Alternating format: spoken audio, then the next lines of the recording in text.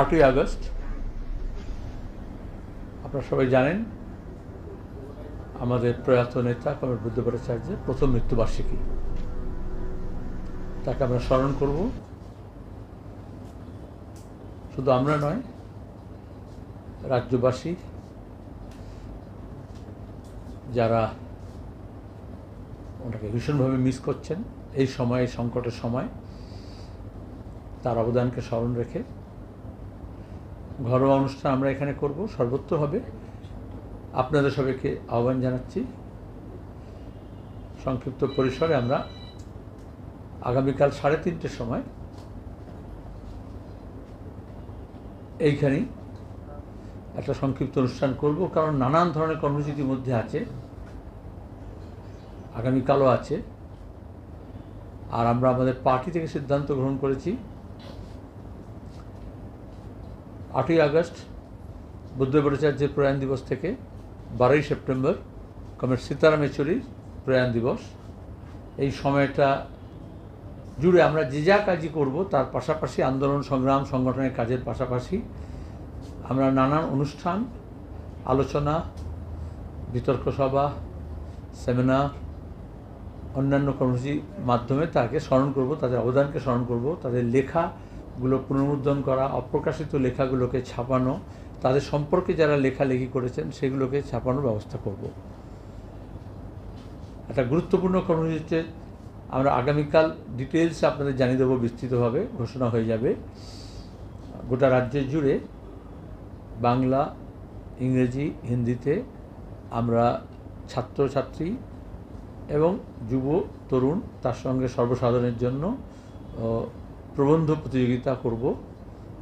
প্রতিযোগিতা থেকে মূল উদ্দেশ্য হচ্ছে, আসলে এরা দুজনই তো ভীষণভাবে যেমন পড়াশোনা করতেন তেমনি লেখালেখি করতেন, তাহলে নতুন প্রজন্মের ছেলে মেয়েরা এবং যারা লেখালেখি করেন তাদেরকে আহ্বান জানাবো বিভিন্ন বিষয়ে, বিভিন্ন বয়স গোষ্ঠীর জন্য আলাদা আলাদা বিভাগ এবং রচনার জন্য আমাদের ভাবনা, থিম আমরা ঠিক করে দেবো।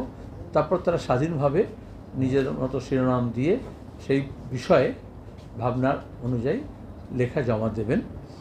তারপরে আমরা 12ই সেপ্টেম্বর সীতারামের প্রয়াণ দিবসে অনুষ্ঠানের মধ্য দিয়ে আমরা পুরস্কৃত করব এবং সেইভাবে অনেক বাম মনস্ক, প্রগতিশীল, ধ্যান ধারণার, ধনরক্ষক মনোভাবাপন্ন লেখক গোষ্ঠী আমরা পাব, এটা আশা করছি।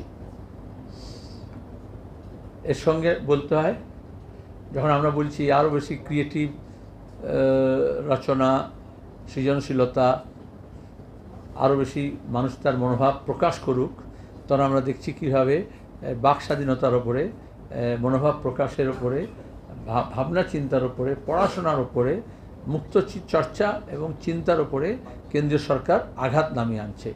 আমরা ভীষণভাবে প্রতিবাদ করছি।